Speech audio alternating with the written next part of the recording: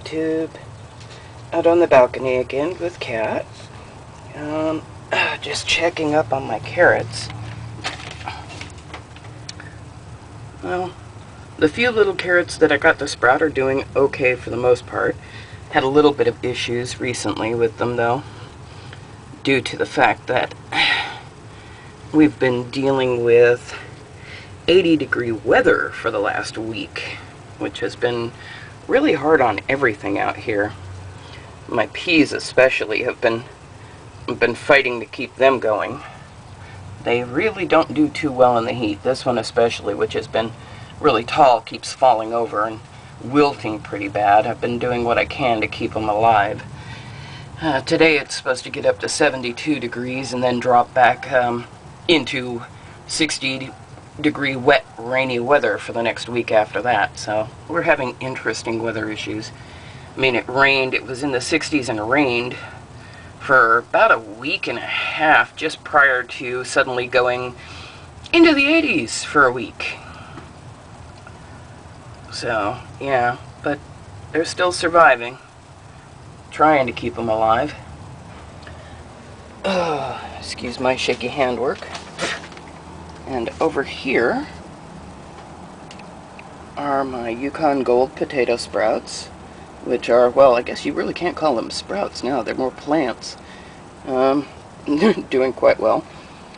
No idea how much, if any, potatoes I'll actually get, but it'll be a fun experiment. Oh, I gotta carefully shift. Ouch. I'm on my knees, and it doesn't feel too good. Urgh. Excuse me. There we go. Sorry about that. Did a quick trip to the dollar store not too long ago and picked up some throw rugs.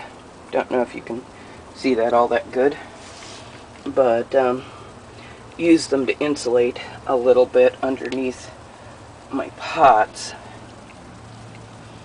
because there was a lot of air coming up underneath and cooling everything down. But now, of course, I did this just prior to the hot weather, and then the hot weather comes along and so it heats up out here really, really well now. That's the bag I've got my Viking purple potatoes in. They were starting to sprout, so I added a bit more potting soil to them, so there's nothing to see there at the moment. This is one of my Gala apple seedlings. I am moving it out here, hopefully permanently. So I'm carefully keeping it in the shade and kind of hardening it off now. This little plant is a new purchase, and I hope it does well.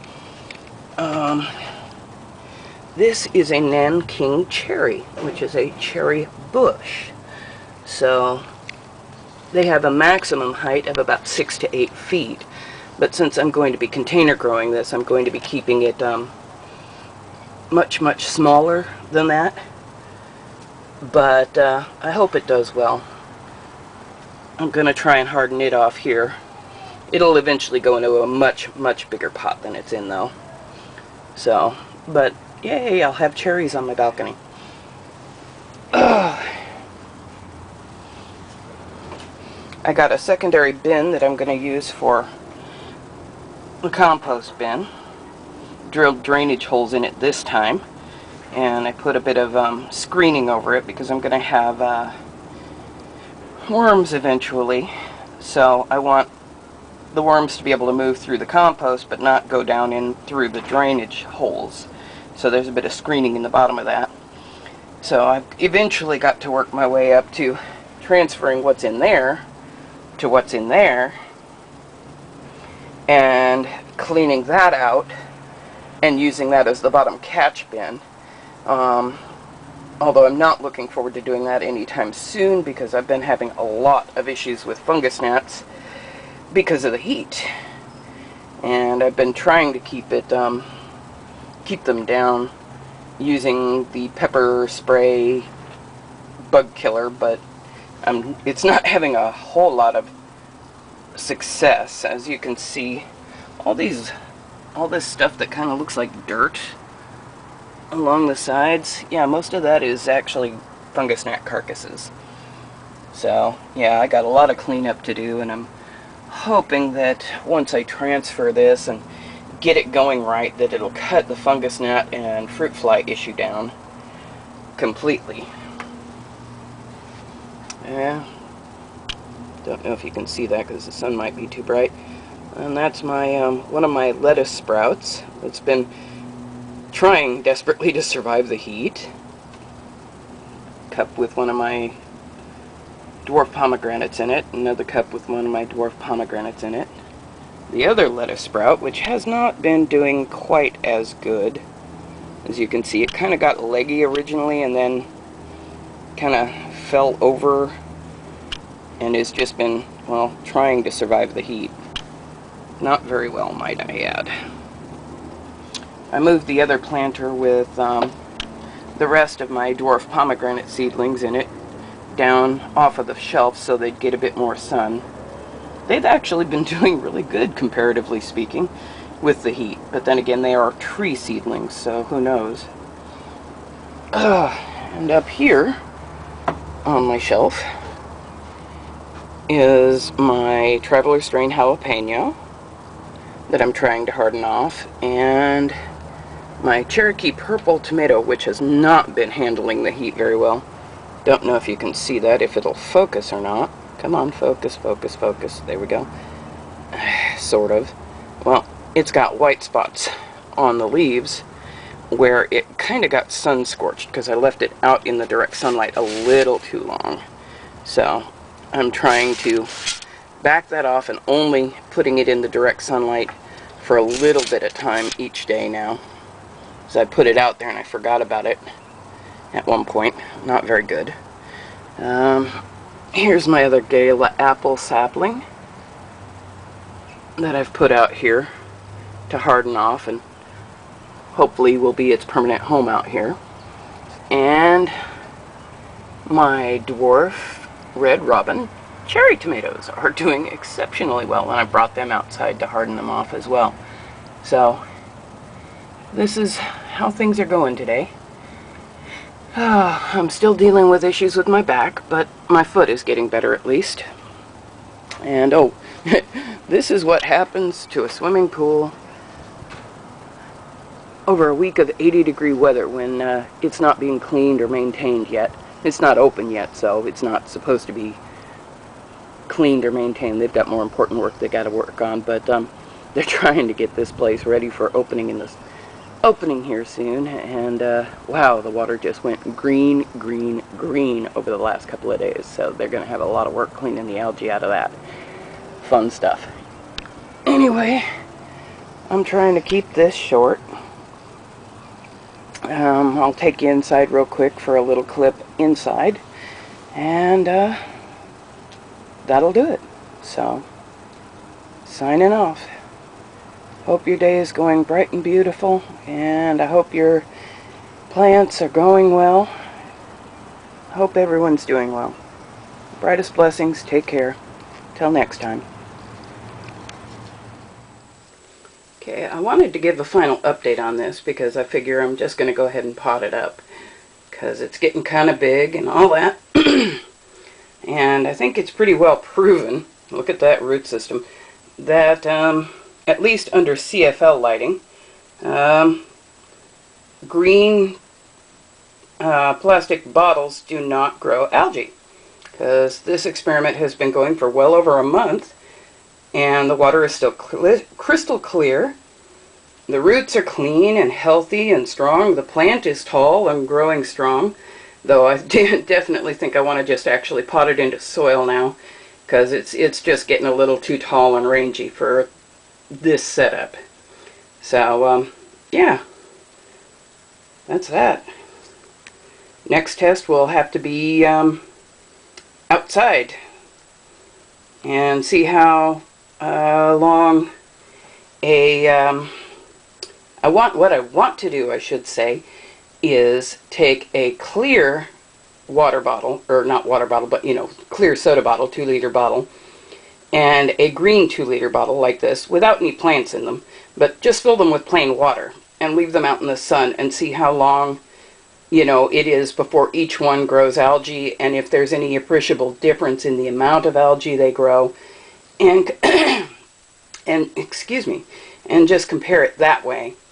And depending on how much or how little algae grows in the green one, I want to see if I can modify it by maybe, you know, layering plastic bottles together to see if I can cut it down to no algae, even under outside conditions. So anyway, that will be the next stage of this experiment, besides this one. I've got a, I planted some lettuce, Little Jim lettuce in this container, and only one seed is sprouted, but, you know, hey, it should still be sufficient for the experiment, as long as this one doesn't grow algae. Excuse me, gosh, can't clear my throat. As long as this one does not grow algae, just like the green bottle, it will be the color green and not just the bottle itself that inhibits algae growth. So I'll keep track of this one as it goes. But yep, that's the last look at this one before I pot it up. And just again, look at those roots.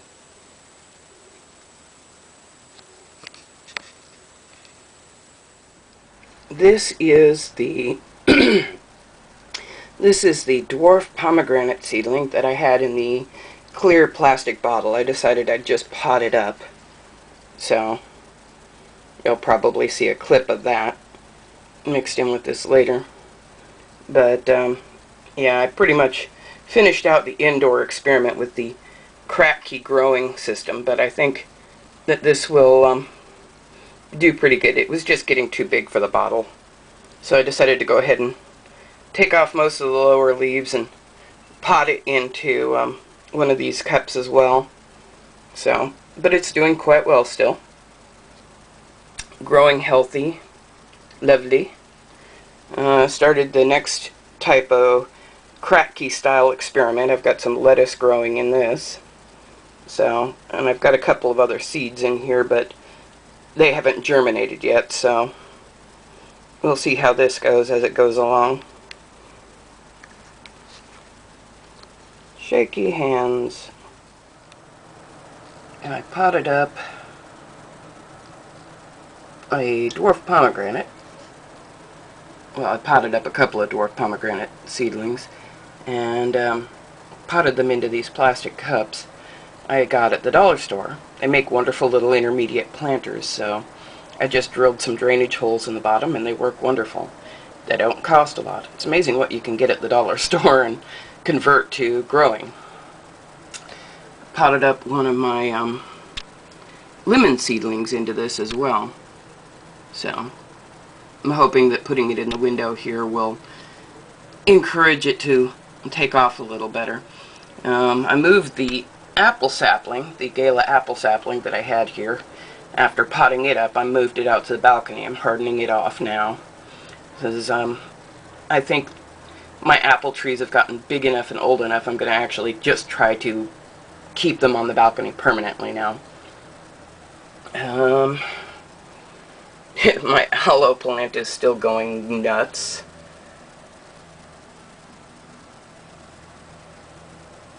I'm going to have to try and find a better place for it because it's growing down one of its branches, leaves, I don't know what you call them, is growing into my mango pot. So, oh, and this is one of those new leaves that my mango put out last time. So she got 3 new leaves that are still growing just wonderfully.